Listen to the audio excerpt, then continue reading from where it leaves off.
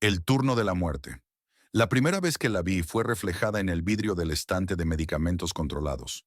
Un movimiento fugaz, una silueta encapuchada que desapareció cuando giré la cabeza. Lo atribuí al cansancio. Después de todo, llevaba 3 semanas consecutivas cubriendo el turno nocturno en la farmacia La Salud de la Colonia Doctores. Mi nombre es Marco Velázquez. Tengo 34 años y desde hace 5 trabajo como farmacéutico nocturno. No fue mi primera opción en la vida, pero después de que Lucía, mi esposa, muriera en un accidente, preferí los turnos de noche. El silencio, la soledad y la ausencia de luz solar combinaban mejor con mi estado de ánimo permanente. La farmacia es uno de esos establecimientos de 24 horas que abundan en la capital. Durante el día, el lugar bulle de actividad. Madres comprando medicinas para sus hijos, ancianos surtiendo recetas, trabajadores buscando algo para el dolor de cabeza. Pero cuando el reloj marca las 10 de la noche y Cintia, la cajera, llega para su turno, el ambiente cambia radicalmente. ¿Cómo va todo, Marco?, me preguntó aquella noche mientras se colocaba el chaleco azul del uniforme. Tranquilo. Doña Josefina vino por su insulina y el señor Ramírez por sus pastillas para la presión. Respondí sin mucho entusiasmo. Cintia tenía unos 28 años. Era madre soltera de 2 niños y siempre llevaba en el cuello una pequeña cadena de oro con un dije de la Santa Muerte. A veces la sorprendía susurrando oraciones o dejando caramelos en una esquina del mostrador. Nunca le pregunté directamente sobre ello, pero sabía que era devota fervorosa. ¿Sabes? Anoche soñé con mi niña, me dijo mientras acomodaba su pequeño altar detrás de la caja registradora. Se me apareció toda de blanco y me dijo que cuidara bien la farmacia esta semana, que iba a tener visitas importantes. Levanté la mirada del inventario que estaba revisando. ¿Tu niña? ¿Te refieres a ella? Señaló su dije con reverencia. La Santísima. Nunca me falla cuando me avisa algo. Un escalofrío recorrió mi espalda, pero lo ignoré. A diferencia de muchos de mis colegas, yo había estudiado una licenciatura completa en farmacobiología. La ciencia y la razón eran mis únicos credos desde que la medicina no pudo salvar a Lucía. El teléfono interrumpió nuestra conversación. Era don Chema, nuestro repartidor, avisando que llegaría tarde con el pedido especial para Lalo, uno de nuestros clientes más frecuentes. Eduardo Galvez. Lalo para los amigos era un hombre de unos 40 años con un cáncer terminal de páncreas. Se negaba a internarse en un hospital y compraba sus analgésicos con nosotros. A veces venía tambaleándose, otras en taxi, pero siempre con una sonrisa estoica que me desconcertaba. ¿Cómo podía sonreír sabiendo que le quedaban pocos meses de vida? Esa noche, cerca de la medianoche, la campanilla de la puerta sonó. Lalo entró envuelto en un grueso abrigo, a pesar del clima húmedo y cálido de la Ciudad de México. Marco, mi salvador, dijo con voz débil pero amigable. ¿Llegó mi paquete? Negué con la cabeza. Don Chema viene en camino, pero hay tráfico por un accidente en circuito interior. Lalo se apoyó en el mostrador, visiblemente débil. Te ves pálido, observé. ¿Quieres sentarte? Estoy bien. Bueno, tan bien como puede estar un muerto caminando. Soltó una risa que se transformó en tos. Marco, ¿puedo pedirte un favor? Asintió y sacó de su bolsillo un sobre blanco sellado. Quiero dejar esto aquí, en la farmacia. Es importante. Tomé el sobre con cierta reticencia. No tenía destinatario, solo una pequeña calavera dibujada en una esquina. ¿Para quién es? Lalo sonrió misteriosamente. Para quien deba recibirla. Sabrás cuándo entregarla. Antes de que pudiera insistir, Cintia llamó desde la caja. Llegó don Chema. El viejo repartidor entró sacudiéndose la humedad de su chamarra. A sus 63 años, don Chema era una institución en el barrio. Todos sabían que había pasado 15 años en Santa Marta, Acatitla, por un malentendido del que nunca hablaba, pero nadie le tenía miedo. Al contrario, inspiraba una extraña confianza. Aquí está el paquete del joven Galvez, dijo depositando una pequeña caja sobre el mostrador. Lo siento por la tardanza. No te preocupes, respondió Lalo, pagándole a Cintia por los medicamentos. Me salvaste la noche. Después de que Lalo se marchara, don Chema se quedó un momento contemplando la puerta. Ese muchacho no dura hasta fin de mes, murmuró persignándose discretamente. No digas eso, lo regañó Cynthia. La Santísima tiene poder para salvarlo si ella quiere. Don Chema me miró, como buscando apoyo en mi escepticismo habitual, pero esa noche yo estaba distraído. La carta de Lalo pesaba en mi bolsillo, como si estuviera hecha de plomo en lugar de papel. ¿Sabes? Comenzó don Chema, bajando la voz. Una vez estando en el reclusorio, vi cómo la invocaron. 3 reos que tenían sentencia de muerte montaron un altar con cosas robadas de la capilla. Nadie los molestó porque todos estaban aterrorizados. A la mañana siguiente, los 3 aparecieron muertos en sus celdas con una sonrisa en el rostro. Pero lo más extraño fue que la puerta de la prisión que daba al patio se abrió sola. Varios pudimos haber escapado, pero ninguno se atrevió. Todos sentimos que alguien o algo nos observaba. El silencio que siguió fue interrumpido por el zumbido de los refrigeradores, donde guardábamos las vacunas e insulinas. «Ya me voy», anunció don Chema. «Mañana tengo que estar temprano en la bodega central». Después de que se fue, Cynthia encendió una pequeña vela perfumada frente a su altar. «¿Crees en estas cosas?», le pregunté. «¿En la flaquita?». «Con toda mi alma», respondió sin dudar. «Cuando mi niño menor estuvo a punto de morir por una neumonía, le prometí que trabajaría de noche si lo salvaba. Al día siguiente, la fiebre desapareció. Los médicos no se lo explicaban, pero yo sí. La noche avanzó lentamente. A las 3 de la madrugada, cuando Cynthia salió a fumar un cigarrillo a la puerta, volvió pálida. «Marco, ¿hay alguien ahí afuera?». Me asomé, pero las calles húmedas y mal iluminadas de la Doctores estaban vacías. «No veo a nadie». Te juro que había una mujer con un vestido largo, parada en la esquina, mirando hacia acá. El resto de la noche transcurrió sin incidentes, pero no pude evitar notar que Cynthia rezaba más que de costumbre. Cuando llegó mi reemplazo a las 7 de la mañana, estaba ansioso por irme a casa.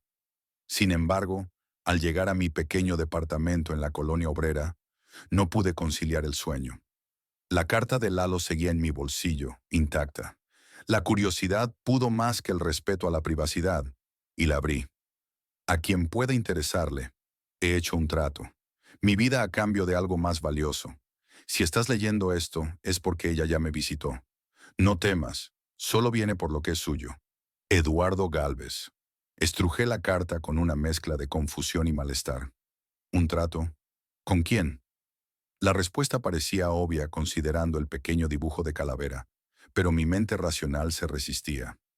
Esa tarde recibí una llamada de Andrea, la nueva supervisora regional de la cadena de farmacias. Quería reunirse conmigo antes de mi turno para discutir algunos eventos inusuales captados por las cámaras de seguridad. Mi estómago se contrajo. Andrea Dorantes era una mujer de unos 35 años, con gafas de montura gruesa y un aire de eficiencia implacable. Me esperaba en la pequeña oficina trasera de la farmacia cuando llegué. «Señor Velázquez, gracias por venir antes», dijo sin levantar la vista de su tablet. «Estoy revisando los registros de las cámaras y hay algunas anomalías». Giró la pantalla hacia mí. El video mostraba la farmacia vacía durante la madrugada. Las cámaras térmicas detectaban 2 puntos de calor. Cynthia en la caja y yo organizando medicamentos en la trastienda. Pero había un tercer punto, uno frío, de color azul intenso, que se movía lentamente por los pasillos. «¿Puede explicarme esto?», preguntó Andrea. «Debe ser un error del equipo», respondí tratando de mantener la compostura. «Estas cámaras fallan constantemente con los cambios de temperatura». Andrea me miró con escepticismo. «También noté que el inventario muestra discrepancias. Faltan analgésicos potentes, precisamente los que receta el doctor Sánchez para pacientes terminales». Sentí un nudo en la garganta. Yo no había tomado nada, pero tampoco podía acusar a Cynthia sin pruebas. «Revisaré personalmente el inventario esta noche», prometí. Andrea asintió, no del todo convencida. «Una cosa más, señor Velázquez. Varios empleados han solicitado traslado, alegando que esta sucursal les provoca malestar. Como hombre de ciencia, supongo que usted no cree en supersticiones». «Por supuesto que no», mentí, recordando la silueta en el vidrio. Cuando Andrea se fue, revisé mi teléfono. Había 3 llamadas perdidas del hospital donde atendían a Lalo. Con un presentimiento ominoso, devolví la llamada. Hospital General, ¿en qué puedo ayudarle? Soy Marco Velázquez, farmacéutico. Recibí llamadas de ustedes. Un momento. Ah, sí. El doctor Méndez lo llamó porque aparece como contacto de emergencia del señor Eduardo Gálvez. ¿Contacto de emergencia? Yo nunca había autorizado eso. ¿Qué sucedió? El señor Gálvez fue encontrado esta mañana en su departamento. Lamentablemente falleció durante la noche. Sentí un escalofrío. ¿Causa de muerte? Aparentemente natural, aunque la enfermera bajó la voz. El doctor está desconcertado. Los análisis muestran que el cáncer había desaparecido completamente de su cuerpo. Es como si hubiera muerto sano. Cuando colgué, mi mano temblaba. ¿El cáncer había desaparecido? ¿Un milagro a cambio de qué? Esa noche, Cynthia no se presentó a trabajar. Después de varias llamadas sin respuesta, la supervisora Andrea me informó que tendría que cubrir solo el turno. Mañana enviaré a alguien de otra sucursal, dijo con fastidio. Esta farmacia tiene los índices más altos de ausentismo. Las horas pasaban lentamente. A medianoche la farmacia estaba completamente vacía, sin un solo cliente. El silencio era tan denso que podía escuchar el zumbido eléctrico de las luces fluorescentes sobre mi cabeza. Fue entonces cuando las luces comenzaron a parpadear. Al principio pensé que era un problema eléctrico común en esa zona de la ciudad, pero entonces noté que parpadeaban con un patrón, como si alguien estuviera manipulando el interruptor. 1, 2, 3, pausa. 1, 2, 3, pausa. El teléfono de la farmacia sonó, sobresaltándome. Lo levanté con cautela. Farmacia La Salud. Buenas no. Solo se escuchaba estática y de fondo, lo que parecía ser el sonido de una respiración trabajosa. ¿Hola? ¿Quién habla? La línea se cortó. En ese instante, todas las luces se apagaron, dejándome en completa oscuridad. Solo la tenue luz verdosa de la cruz de neón en la entrada proporcionaba un resplandor fantasmal. Busqué mi celular para usar la linterna. Al encenderla, el haz de luz reveló una figura de pie al final del pasillo principal. Era alta, vestida con una túnica oscura que parecía moverse, aunque no había corriente de aire. No podía ver su rostro, oculto bajo una capucha. ¿Quién anda ahí?, pregunté, mientras el pánico crecía en mi interior. Estamos cerrados. La figura no respondió, pero comenzó a avanzar lentamente hacia mí. Con cada paso, los frascos en los estantes tintineaban como si una vibración invisible recorriera la farmacia. Retrocedí hasta chocar con el mostrador. La figura se detuvo a unos metros de mí, y aunque no podía ver su rostro, sentí que me observaba. Un olor dulzón, como de flores marchitas y velas, impregnó el aire. ¿Qué quieres?, susurré, aunque una parte de mí ya sabía la respuesta. Lentamente, la figura levantó lo que parecía ser una mano esquelética y señaló hacia el estante donde guardábamos los medicamentos controlados. El mismo lugar donde había visto el reflejo días atrás. Con piernas temblorosas, me dirigí hacia allí. El estante estaba cerrado con llave, pero al acercarme, el candado se abrió solo. Dentro, donde debían estar los analgésicos más potentes, había un pequeño altar improvisado, velas negras derretidas, caramelos, monedas viejas y una fotografía que reconocí de inmediato. Era Lucía, mi Lucía, sonriendo en nuestra última vacación juntos antes del accidente. Esto no es posible, murmuré. Yo nunca puse esto aquí. La figura avanzó otro paso. La luz de mi celular comenzó a fallar, parpadeando como las luces anteriormente.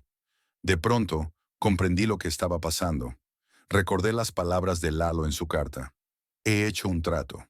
Mi vida a cambio de algo más valioso. ¿Lalo hizo esto?, pregunté en voz alta. ¿Qué tiene que ver Lucía en esto? Como respuesta, las luces volvieron repentinamente. La figura había desaparecido, pero en su lugar, en el suelo, había un expediente médico. Lo recogí con manos temblorosas. Era el reporte de la autopsia de Lucía, pero con anotaciones manuscritas que no había visto antes. Paciente ingresada con vida. Fallecimiento por negligencia médica durante procedimiento simple. Caso encubierto. Mi mente dio vueltas. ¿Negligencia? Siempre me dijeron que había sido una complicación inevitable, una reacción alérgica impredecible. El teléfono volvió a sonar. Esta vez, al contestar, reconocí la voz inmediatamente. «¿Marco? Soy Cynthia. No vayas a asustarte, pero tuve una revelación. La flaquita me dijo que necesitabas saber la verdad sobre tu esposa. Cynthia, acabo de ver algo en la farmacia, algo imposible». «No es imposible». Su voz sonaba extrañamente calmada. «Lalo era mi primo.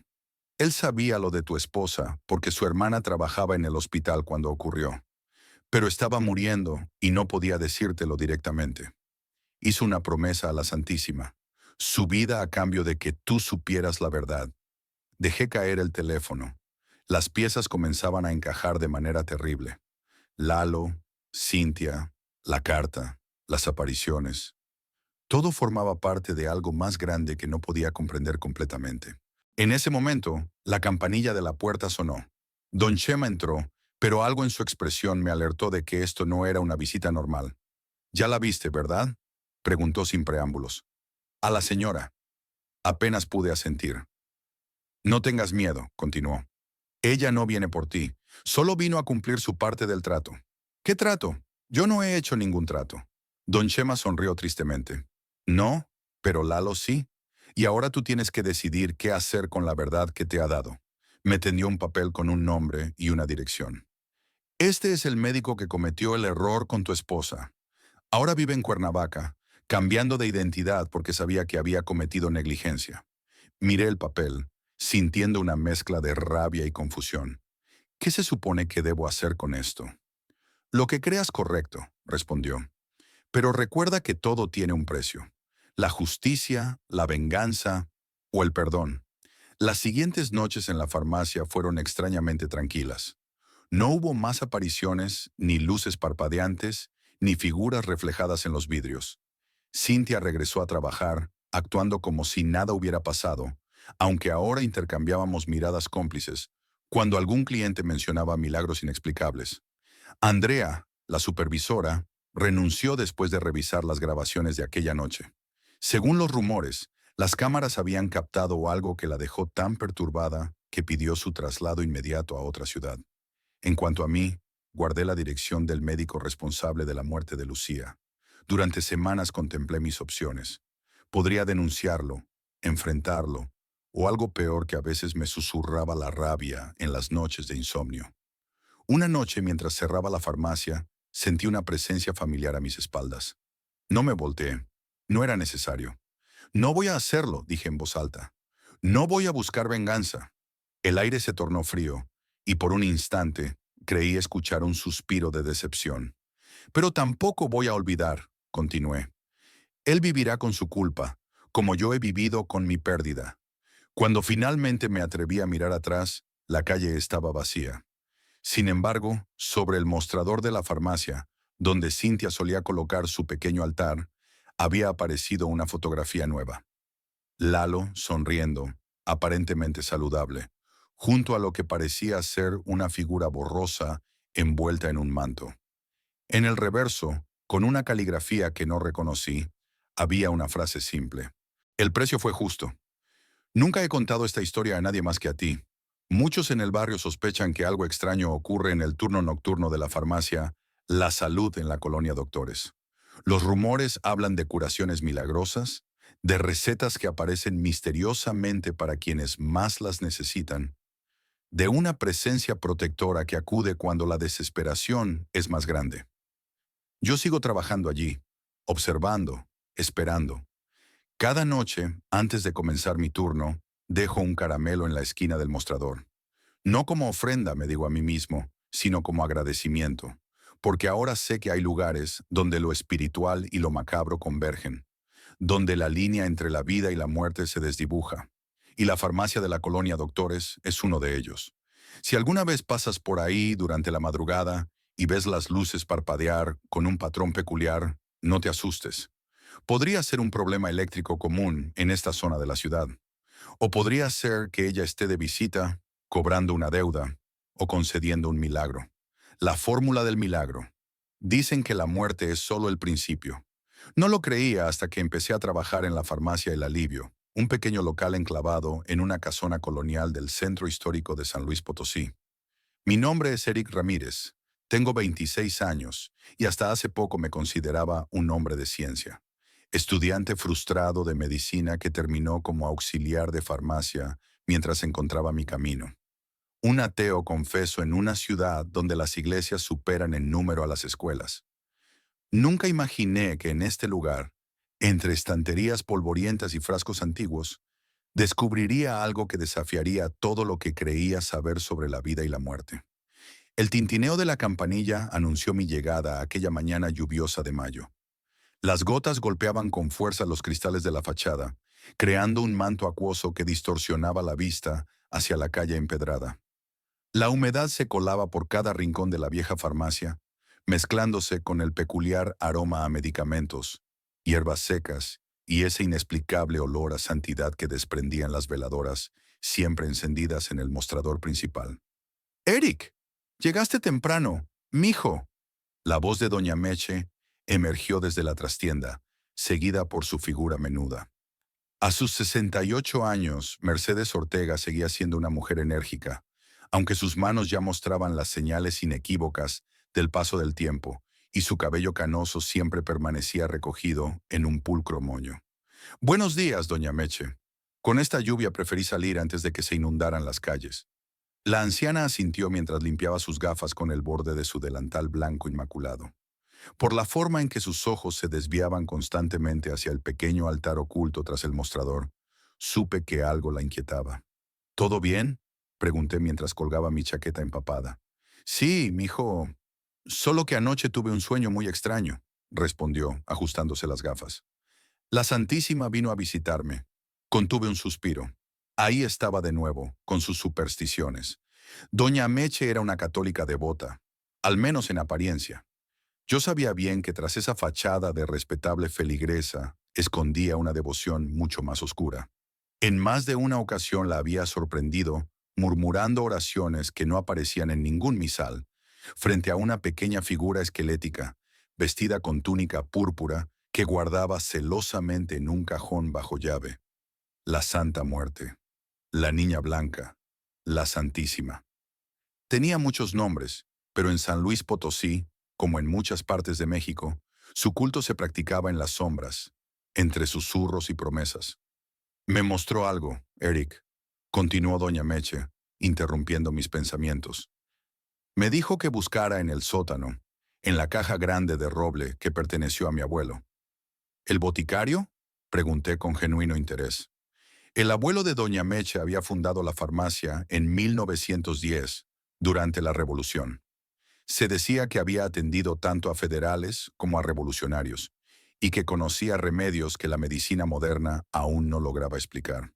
«Sí, don Joaquín Ortega, que en paz descanse», se persignó.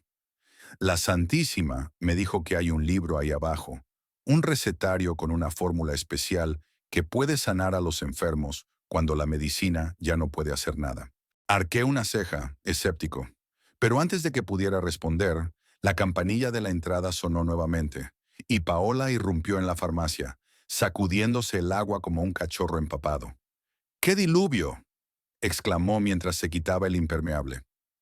A sus 23 años, Paola Mendoza combinaba la inteligencia práctica de una estudiante de enfermería con la ingenuidad de alguien que todavía creía que el sistema de salud estaba para ayudar a la gente. «Buenos días, doña Meche». «Hola, Eric». Asentí a modo de saludo mientras doña Meche le daba la bienvenida. Paola trabajaba medio turno en la farmacia para pagarse los estudios. Era eficiente, amable con los clientes y tenía una memoria prodigiosa para los nombres comerciales y genéricos de los medicamentos. También era la única persona en la farmacia que parecía inmune a la extraña atmósfera del lugar. La mañana transcurrió con la rutina habitual. Ancianos que venían por su medicación para la presión o la diabetes, madres con niños febriles y el ocasional hipocondríaco buscando algo para una enfermedad imaginaria. La lluvia no cesaba, convirtiendo las calles del centro histórico en pequeños riachuelos. El agua arrastraba colillas de cigarros, envoltorios de dulces y, ocasionalmente, alguna flor desprendida de las ofrendas en las iglesias cercanas. Cerca del mediodía, mientras reorganizaba el inventario de antibióticos, escuché a doña Meche llamarme desde la trastienda. Su voz tenía un tono extraño, mezcla de excitación y temor reverencial. «Eric, ven, lo encontré». Dejé las cajas a medio ordenar y me dirigí hacia la parte trasera de la farmacia. Una estrecha escalera de madera descendía hacia el sótano, iluminado apenas por un foco desnudo que proyectaba sombras fantasmales sobre las paredes de cantera. El aire allí abajo era denso, cargado de humedad y ese olor inconfundible a papel viejo y plantas secas. Doña Meche estaba arrodillada junto a un baúl de madera tallada. La tapa estaba abierta, revelando su contenido. Frascos antiguos de boticario, morteros de piedra desgastados por el uso, y varios cuadernos encuadernados en piel. Pero lo que sostenía entre sus manos temblorosas era un libro diferente, más delgado, con tapas de cuero negro y un extraño símbolo grabado en la portada. Me acerqué, intrigado a mi pesar. «¿Qué es eso?» «El recetario de mi abuelo», respondió, pasando los dedos por el símbolo con reverencia. «Pero hay algo más aquí. Mira». Abrió el libro y pasó varias páginas llenas de fórmulas galénicas hasta detenerse en una sección marcada por una cinta roja descolorida. La página mostraba una caligrafía diferente, más estilizada y antigua que el resto del contenido.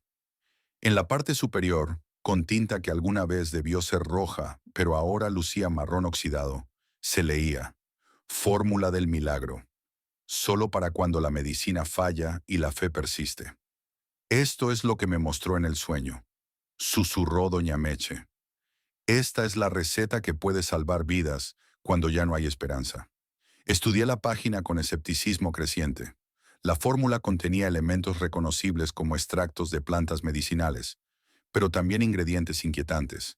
3 gotas de sangre del solicitante, agua bendecida bajo luna llena, polvo de hueso consagrado. En las indicaciones, una advertencia escrita con letras más pequeñas y apretadas. Por cada vida salvada, una deberá marcharse. El equilibrio debe mantenerse. Doña Meche, esto parece... Busqué la palabra adecuada. Brujería, no medicina. La anciana cerró el libro con delicadeza y me miró con una intensidad que nunca antes había visto en sus ojos. «A veces, mijo, cuando la ciencia abandona a las personas, solo queda la fe. Y la fe puede manifestarse de formas que no siempre entendemos». Un escalofrío me recorrió la columna vertebral, pero lo atribuí al frío húmedo del sótano y no a las palabras de la mujer. «Deberíamos volver arriba», sugerí. «Paola no puede atender sola con tanta gente buscando refugio de la lluvia». Doña Mecha sintió, pero guardó el libro bajo su delantal en lugar de devolverlo al baúl. Mientras subíamos las escaleras, no pude evitar la sensación de que algo fundamental había cambiado en la atmósfera de la farmacia. Como si las paredes centenarias contuvieran ahora un secreto más, un susurro adicional entre los muchos que ya albergaban. La lluvia continuó durante 3 días sin tregua, como si el cielo mismo quisiera limpiar la ciudad de algún pecado invisible. Las calles del centro histórico permanecían semivacías, con solo los más valientes o desesperados aventurándose entre los charcos traicioneros y las goteras que caían desde los aleros coloniales.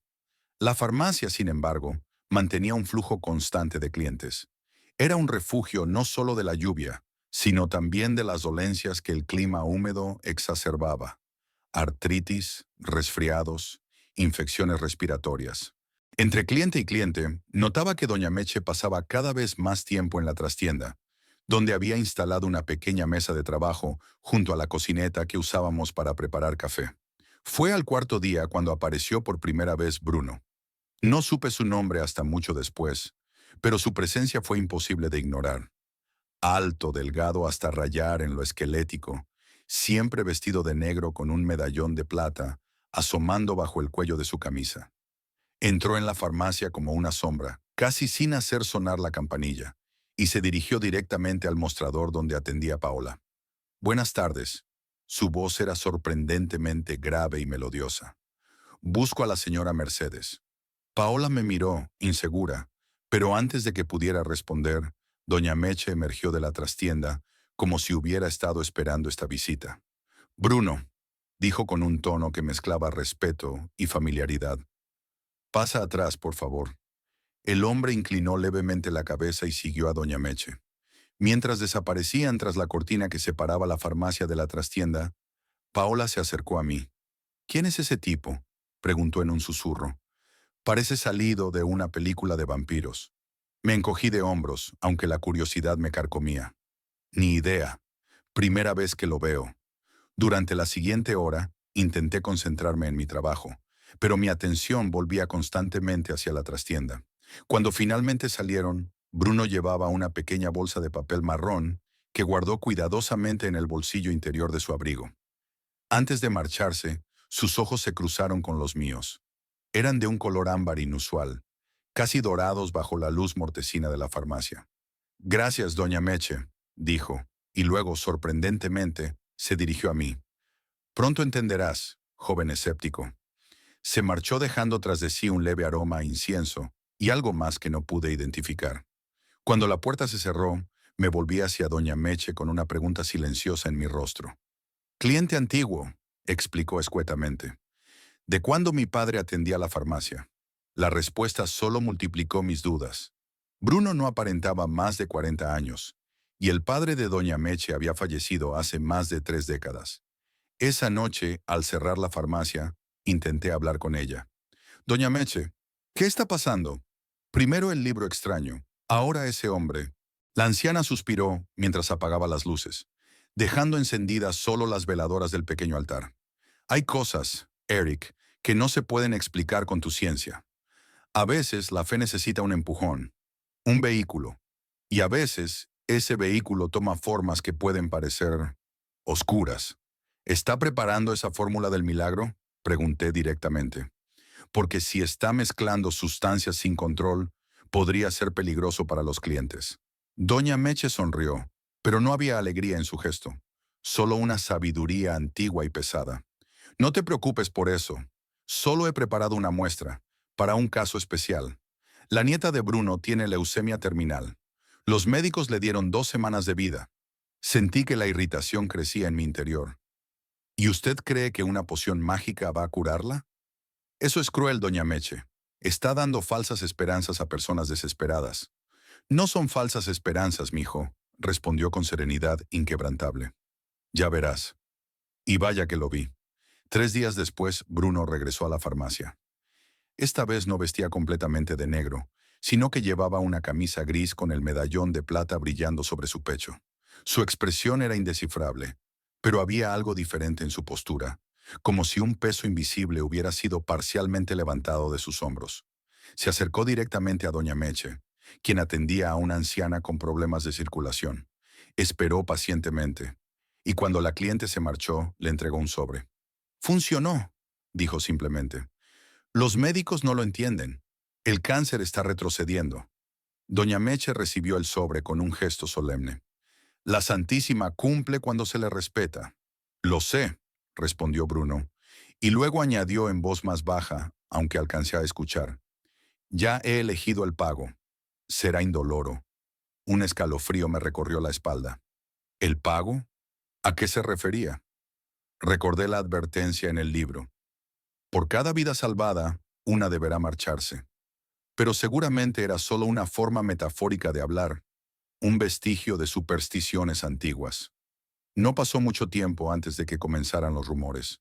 La farmacia, el alivio empezó a recibir visitas de personas que nunca antes habían cruzado su puerta. Venían con expresiones de desesperación, preguntando en susurros por el remedio especial, la medicina milagrosa, la fórmula de la santa. Doña Meche atendía solo a algunos. Los evaluaba con la mirada experta de quien ha visto suficiente dolor para reconocer el genuino, y luego los hacía pasar a la trastienda. Paola y yo nos intercambiábamos miradas confusas, pero ninguno se atrevía a preguntar directamente. Fue Paola quien me mostró el periódico una semana después. «Mira esto», dijo, señalando una pequeña nota en la sección local. «La nieta de ese tipo raro, Bruno Salgado, dice que los médicos están desconcertados por su recuperación inexplicable». La nota era breve pero clara. Lucía Salgado, de 9 años, había sido dada de alta del Hospital Central tras mostrar una remisión completa de leucemia mieloide aguda, un tipo particularmente agresivo de cáncer sanguíneo. Los médicos calificaban el caso como excepcional y sin precedentes en la literatura médica local. Coincidencias, murmuré, aunque la inquietud empezaba a hacer mella en mi escepticismo. Pero las coincidencias siguieron acumulándose. Una semana después de la recuperación de la niña Salgado, apareció otra noticia. Un profesor universitario jubilado había fallecido en su sueño, aparentemente de un paro cardíaco, aunque no tenía antecedentes de problemas coronarios. El nombre me resultó familiar. Era un cliente ocasional de la farmacia, que solía comprar únicamente aspirinas para una leve artrosis. Y luego otro milagro. Rodrigo Méndez, un joven con un tumor cerebral inoperable, comenzó a mostrar signos de recuperación después de que su madre visitara nuestra farmacia. La masa tumoral estaba reduciéndose sin explicación médica. 2 días después, una cajera del supermercado cercano, saludable y en la flor de la vida a sus 35 años, no despertó una mañana. Muerte súbita, dijeron. Causas naturales inexplicables. El patrón se volvía imposible de ignorar, incluso para alguien tan determinado a encontrar explicaciones racionales como yo. Una noche, cuando Paola ya se había marchado y doña Meche había salido a entregar un pedido especial, me armé de valor y bajé al sótano. El baúl de roble seguía allí, pero ahora tenía un pequeño candado que antes no estaba. Frustrado, subí a la trastienda y comencé a buscar entre los cajones. En el tercero, oculto bajo un montón de facturas viejas, encontré el libro negro. Lo abrí con manos temblorosas y busqué la página marcada con la cinta roja. La fórmula estaba allí, con sus ingredientes inquietantes y sus instrucciones precisas. Pero ahora me concentré en la advertencia al final, que antes había pasado por alto. Por cada vida salvada, una deberá marcharse. El equilibrio debe mantenerse. El solicitante designará al tributo voluntario o la Santísima elegirá según su voluntad. Las almas inocentes tienen mayor valor en el intercambio. Un sudor frío me empapó la frente mientras las piezas encajaban en mi mente. No era coincidencia. Cada persona que mejoraba milagrosamente estaba conectada con otra que fallecía sin explicación aparente. Era un intercambio, un terrible comercio de vidas humanas. Seguí leyendo, ahora con horror creciente. La fórmula requiere renovación cada luna llena. Se mezclarán los ingredientes básicos con una gota de sangre del beneficiario y 3 del tributante. Si el tributo es voluntario, la muerte será dulce. Si es elegido por la Santísima, el paso será según sus pecados. Estaba tan absorto que no escuché la puerta abrirse. La voz de doña Meche me sobresaltó. Sabía que tu curiosidad te llevaría a esto, mijo. Me volví con el libro aún en las manos. ¿Qué está haciendo, doña Meche? Esto... esto es asesinato. La anciana negó suavemente con la cabeza mientras se acercaba. No parecía enojada, solo resignada, como quien debe explicar una verdad compleja a un niño obstinado. No es asesinato, Eric. Es balance. Es la ley más antigua del universo. Nada se crea ni se destruye, solo se transforma. Para que alguien viva más allá de su tiempo designado, otro debe ceder su espacio. Pero usted no puede decidir quién vive y quién muere, protesté sintiendo que la realidad se desdibujaba a mi alrededor. Yo no decido, respondió con calma. Los solicitantes lo hacen. Ellos traen el nombre del tributante voluntario, alguien que ha decidido sacrificarse por amor. O, si no tienen a nadie, la Santísima elige según reglas que nosotros no comprendemos del todo. Cerré el libro de golpe. Esto tiene que parar. Voy a denunciarlo. Doña Meche sonrió con tristeza. ¿Denunciar qué exactamente? Que una anciana farmacéutica prepara tés de hierbas mientras algunos enfermos se recuperan milagrosamente y otras personas fallecen por causas naturales.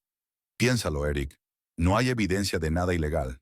Tenía razón, y eso me aterraba aún más.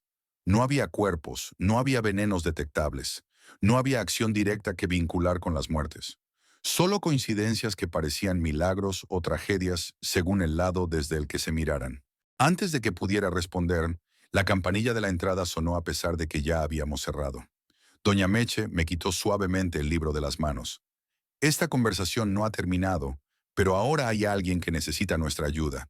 En la farmacia, empapada por la lluvia que había regresado con renovada fuerza, estaba una mujer joven que reconocí como vecina del barrio. Su vientre abultado revelaba un embarazo avanzado, pero su rostro estaba contraído en una mueca de dolor y sus manos aferraban el mostrador como si fuera lo único que la mantenía en pie. Doña Meche, jadeó, me dijeron que usted podría ayudarme. Fabiola, la anciana se acercó rápidamente a sostenerla. ¿Qué pasa, mija? El bebé. Las lágrimas se mezclaban con las gotas de lluvia en su rostro. Los doctores dicen que tiene el cordón enredado. Quieren hacer cesárea de emergencia, pero su voz se quebró. Mi presión está por las nubes. Dicen que podría no sobrevivir a la cirugía, ni yo ni el bebé.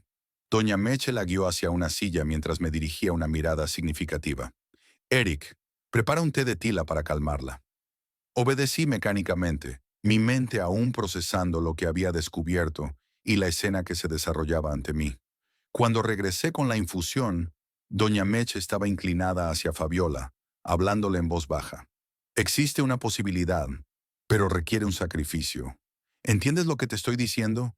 Fabiola asintió entre sollozos. Mi abuela me contó sobre la fórmula. Por eso vine. Estoy dispuesta a hacer lo que sea necesario por mi bebé. ¿Tienes a alguien que esté dispuesto a ser el tributante? Preguntó doña Meche con solemnidad. La joven bajó la mirada. Number No podría pedirle eso a nadie. Entonces la Santísima elegirá, respondió la anciana. Pero debes saber que su elección puede recaer sobre cualquiera, incluso alguien cercano a ti. Un nuevo espasmo de dolor atravesó a Fabiola, haciéndola doblarse sobre sí misma. No me importa, solo salven a mi bebé. No pude contenerme más. Esto es una locura. Fabiola, necesitas ir al hospital, no confiar en pociones mágicas. La mujer me miró con una mezcla de desesperación y determinación. Ya estuve en el hospital, Eric. Me mandaron a casa a esperar mientras consultan a un especialista que no llegará hasta mañana. Para entonces podría ser tarde. Doña Meche puso una mano sobre mi hombro. Ve a casa, mijo. No tienes que ser parte de esto si va contra tus creencias. Pero no podía irme. No podía dejar a Fabiola en este estado, creyendo en milagros imposibles. Y tampoco podía permitir que otra persona muriera como tributo por una superstición. Me quedo, dije firmemente. Pero hagamos las cosas bien. Llamemos a una ambulancia mientras usted prepara lo que crea necesario. Doña Meche asintió, sorprendentemente accediendo a mi sugerencia. Llama. Mientras tanto, Fabiola y yo nos encargaremos de la otra parte. Marqué el número de emergencias, mientras las dos mujeres desaparecían en la trastienda. La operadora me aseguró que una ambulancia llegaría en 15 minutos, pero con la lluvia torrencial y las calles del centro histórico parcialmente inundadas, sabía que tardaría más. Cuando colgué, me debatí internamente. Una parte de mí quería irrumpir en la trastienda y detener cualquier ritual absurdo que estuvieran realizando. Otra parte, una que nunca había reconocido antes, se preguntaba, ¿y si funciona? ¿Y si existe algo más allá de lo que mi ciencia puede explicar? Los minutos se arrastraban con una lentitud agonizante. Los gemidos de dolor de Fabiola se filtraban a través de la cortina, mezclados con los murmullos rítmicos de doña Meche. Afuera, la lluvia azotaba los cristales como si quisiera entrar y arrastrarnos a todos. Finalmente, escuché las sirenas a lo lejos. La ambulancia se acercaba. Me dirigí a la trastienda para informarles. Lo que vi me dejó paralizado en el umbral. Fabiola estaba recostada en un catre que normalmente usábamos para descansar durante los turnos largos. Su rostro, antes contraído por el dolor, ahora lucía sereno. Doña Meche sostenía un pequeño frasco con un líquido rojizo del que quedaban apenas unas gotas. «Ya viene la ambulancia», anuncié, incapaz de quitar los ojos del frasco. Doña Meche asintió. «Bien, la llevarán al hospital y todo saldrá perfectamente». «¿Qué le dio?», exigí saber. «Lo que necesitaba», respondió simplemente. Fabiola abrió los ojos, sorprendentemente lúcidos. «El dolor ha disminuido, Eric, y el bebé...» Lo siento moverse de nuevo. Es como si el cordón se hubiera desenredado. No tuve tiempo de responder. Las luces de la ambulancia iluminaron el interior de la farmacia con destellos rojos y azules, y segundos después los paramédicos entraban apresurados. Evaluaron rápidamente a Fabiola, sorprendiéndose ante sus signos vitales estables. Su presión está casi normal, comentó uno de ellos confundido. El reporte decía hipertensión severa. Les dije que se sentía mejor, intervine, evitando mirar a doña Meche. Mientras preparaban a Fabiola para trasladarla, la joven tomó mi mano con sorprendente fuerza. Gracias, Eric. Y gracias, doña Meche. Sé que mi bebé estará bien ahora. Cuando la ambulancia se alejó, me volví hacia la anciana, que limpiaba meticulosamente el catre con un paño humedecido en alcohol. ¿Qué pasará ahora?, pregunté, temiendo la respuesta. Doña Meche me miró con ojos cansados pero serenos. Ahora esperamos. La fórmula hará su trabajo y la Santísima cobrará su tributo. ¿No le importa? ¿No le importa que alguien, quizás un inocente, vaya a morir? La anciana guardó el paño y se sentó pesadamente en una silla.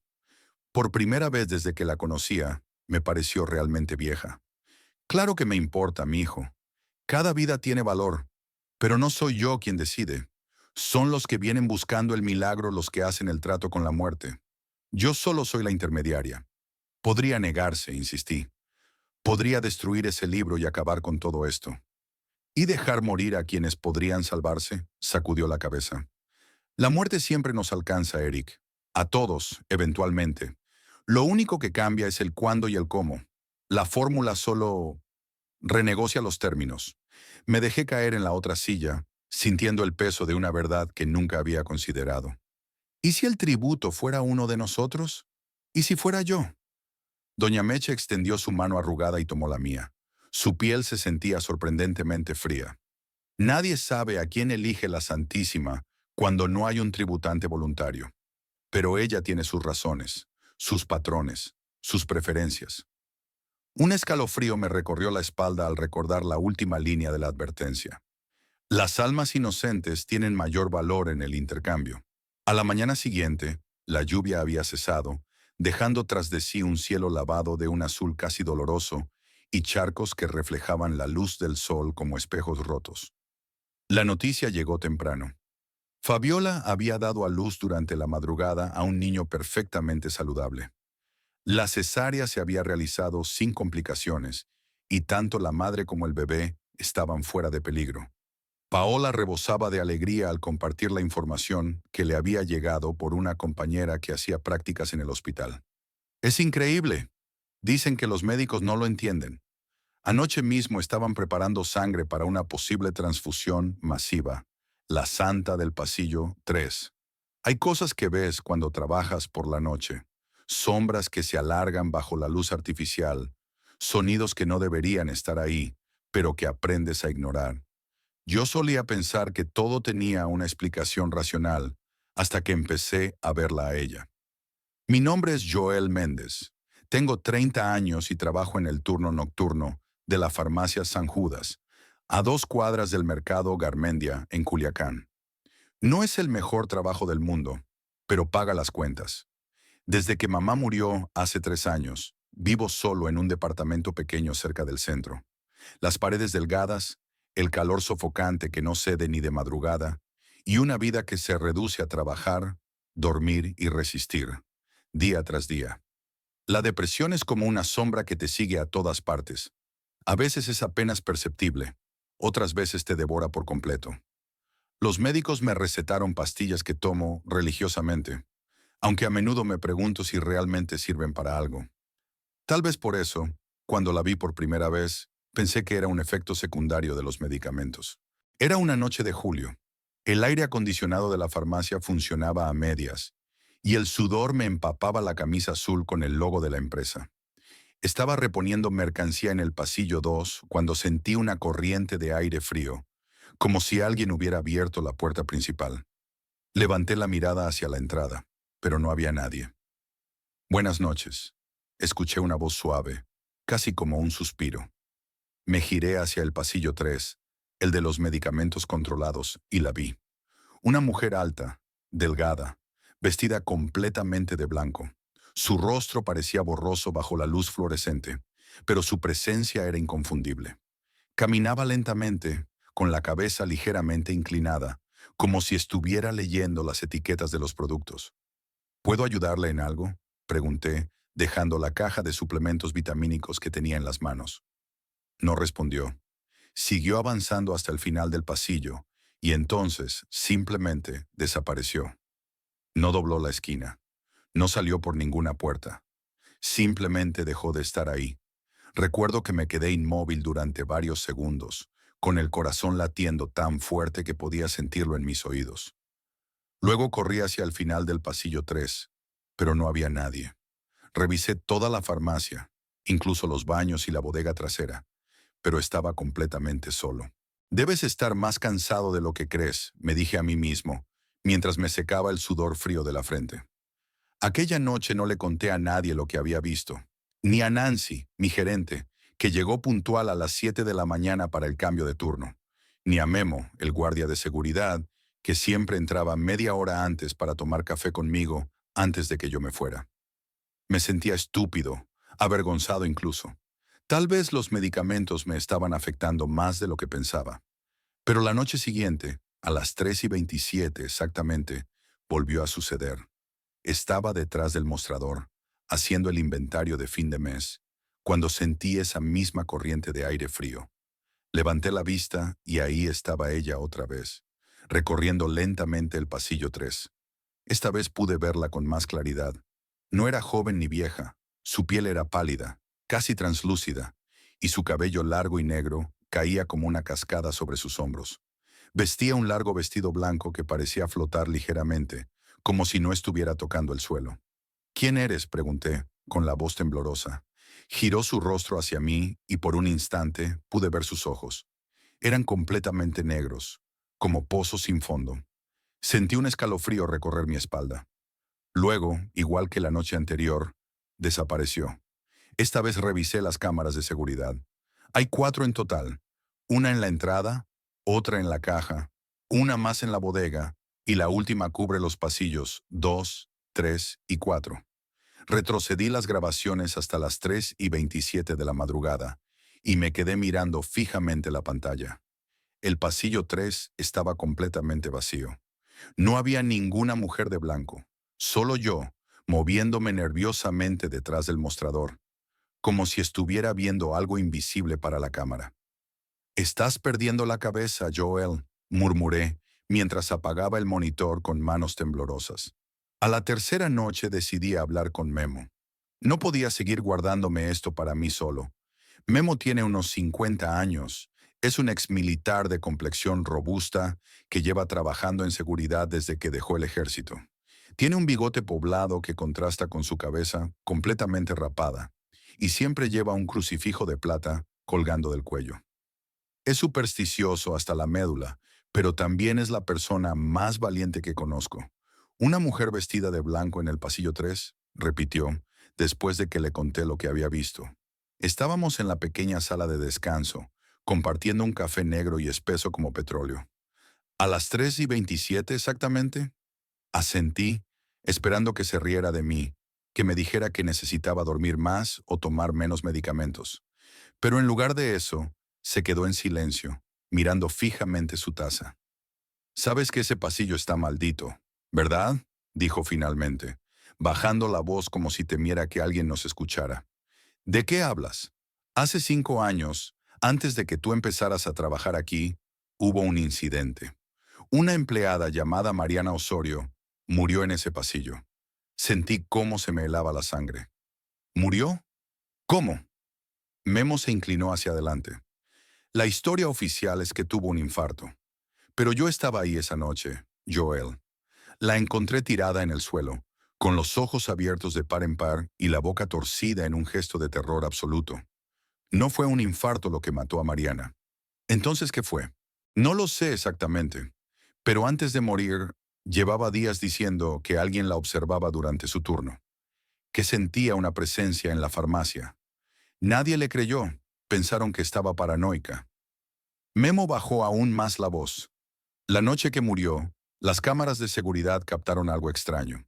una especie de sombra blanca que se movía por el pasillo 3, justo antes de que Mariana cayera al suelo. ¿Y por qué nadie habla de esto?, pregunté, sintiendo cómo un nudo se formaba en mi garganta. La empresa lo encubrió todo. Borraron las grabaciones, sobornaron al forense, hicieron lo que fuera necesario para evitar un escándalo. Pero los que estábamos ahí esa noche, sabemos lo que vimos. Me quedé en silencio, procesando lo que acababa de escuchar. Parte de mí quería creer que Memo estaba exagerando, que su tendencia a lo sobrenatural le hacía ver conspiraciones donde solo había coincidencias. Pero otra parte, la que había visto a esa mujer desvanecerse en el aire, sabía que estaba diciendo la verdad. ¿Crees que es ella?, pregunté finalmente. ¿El espíritu de Mariana? Memo negó con la cabeza. No creo que sea Mariana. Creo que es lo que la mató a ella. Y ahora te ha visto a ti. Esa noche no pude dormir. Las palabras de Memo resonaban en mi cabeza como un eco interminable. Cuando finalmente logré conciliar el sueño, soñé con el pasillo 3. En mi sueño estaba de pie en medio del pasillo, completamente inmóvil. Las luces parpadeaban, encendiéndose y apagándose rítmicamente. Y con cada destello, la mujer de blanco estaba un paso más cerca de mí.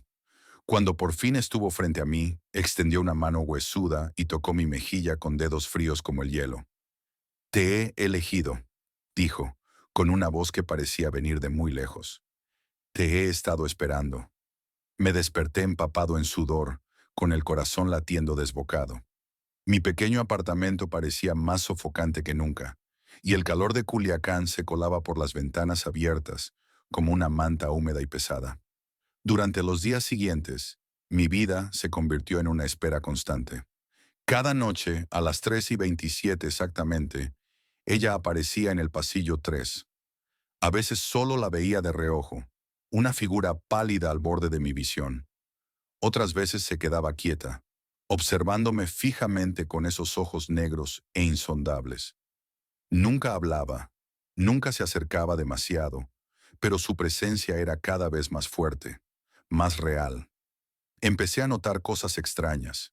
Los frascos de medicamentos se movían solos, reorganizándose en patrones que parecían mensajes en un código que no podía descifrar. Las etiquetas de los productos cambiaban momentáneamente, mostrando palabras y frases que no tenían sentido. Elegido, sacrificio, tiempo. Y luego volvían a la normalidad, como si nunca hubieran cambiado.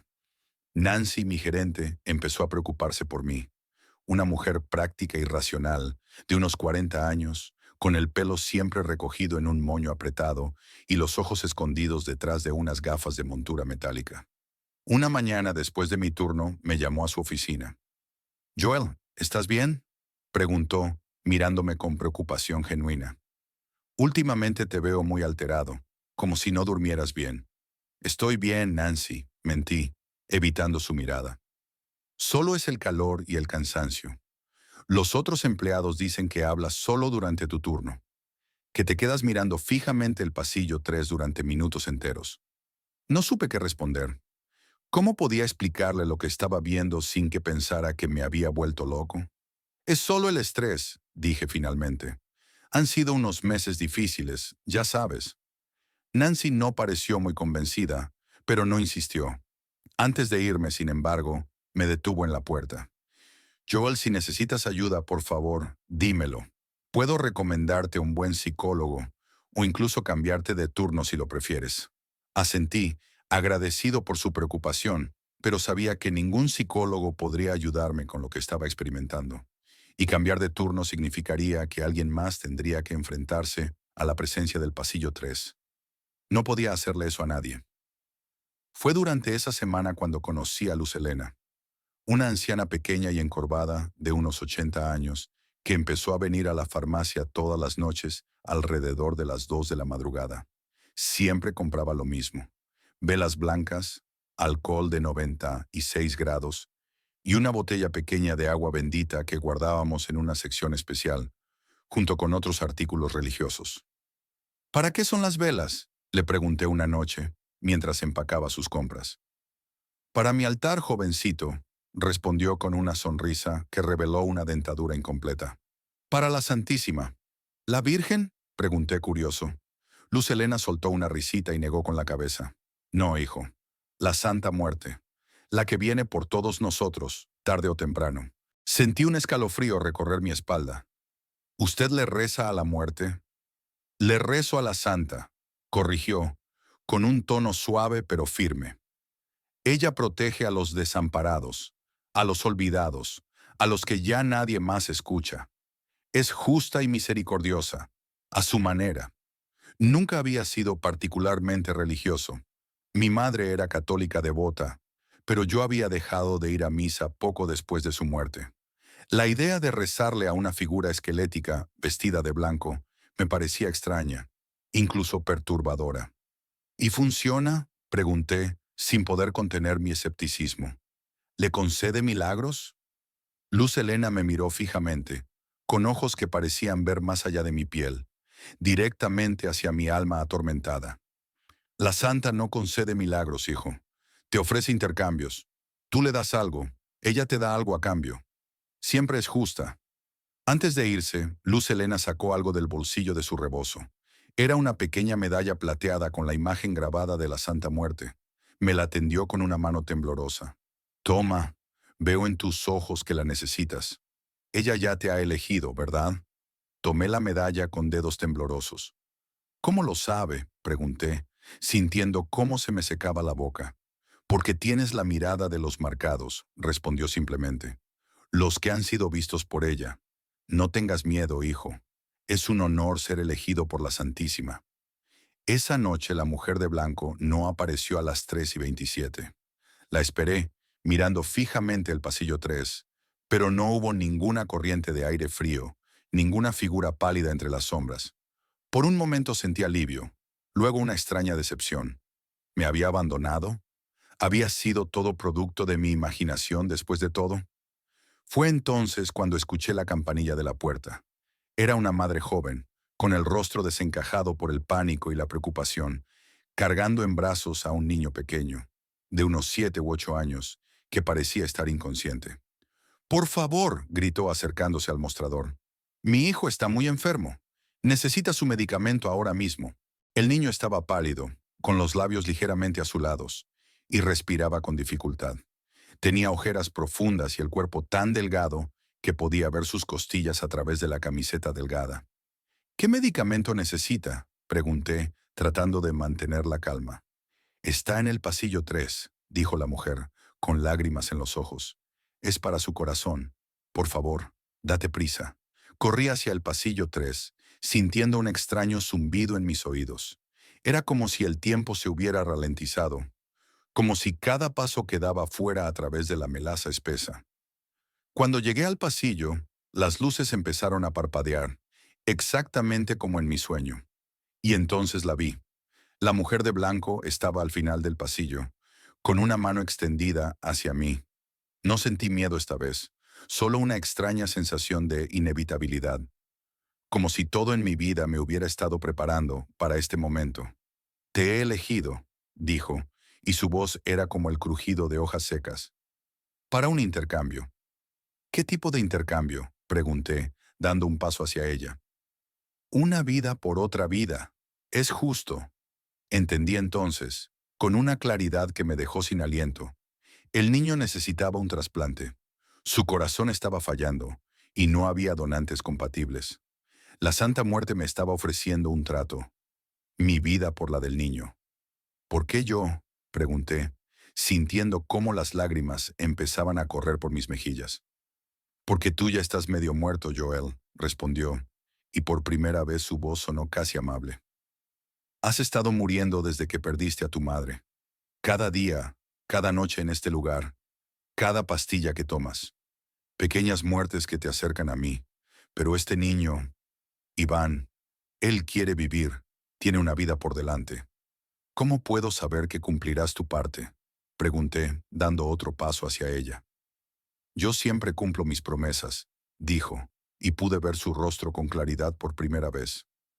No era un cráneo descarnado como imaginaba a la Santa Muerte, sino un rostro humano, hermoso incluso, pero con una palidez que hablaba de eternidad. «Es tu decisión, Joel. Libre albedrío. Siempre hay una elección. Pensé en mi vida vacía, en los días que se sucedían uno tras otro sin propósito ni alegría. Pensé en mi madre, en cómo la luz había abandonado sus ojos mientras sostenía su mano en la cama del hospital. Pensé en Iván, un niño que ni siquiera conocía, pero que merecía una oportunidad que yo ya había desperdiciado. Acepto, dije, casi en un susurro. La santa sonrió, y fue la sonrisa más triste y hermosa que había visto jamás. Extendió su mano hacia mí, y cuando la tomé, sentí como un frío intenso se extendía desde mis dedos hacia todo mi cuerpo. Mis piernas cedieron, y caí de rodillas en el suelo de la farmacia. Gracias, escuché que decía, mientras la oscuridad empezaba a envolverme. No tengas miedo, te llevaré conmigo. Lo último que recuerdo es ver a Memo entrar corriendo al pasillo, gritando mi nombre. Luego, nada. Dicen que morí de un infarto, igual que Mariana Osorio 5 años antes. Las cámaras de seguridad mostraron cómo me desplomé en el pasillo 3, convulsionando durante unos segundos antes de quedarme completamente inmóvil. No había ninguna mujer de blanco, ninguna madre desesperada con su hijo enfermo. Solo yo, solo en mitad de la noche, sucumbiendo a lo que los médicos llamaron fallo cardíaco súbito. Pero hay algo que las cámaras no captaron, algo que solo yo sé. En el momento exacto en que mi corazón dejó de latir, el de Iván, un niño de 8 años que llevaba meses esperando un trasplante en el Hospital General de Culiacán, recibió el órgano compatible que necesitaba para vivir. Un milagro, dijeron los médicos. Una coincidencia extraordinaria. Ahora camino junto a la santa por los pasillos de la farmacia cada noche, a las 3:27 exactamente. A veces veo a Memo santiguarse cuando siente nuestra presencia. Veo a Nancy revisando las cámaras de seguridad, frunciendo el ceño ante las luces que parpadean sin explicación. Veo a Luz Helena sonreír cuando entra a comprar sus velas, como si supiera exactamente dónde estoy.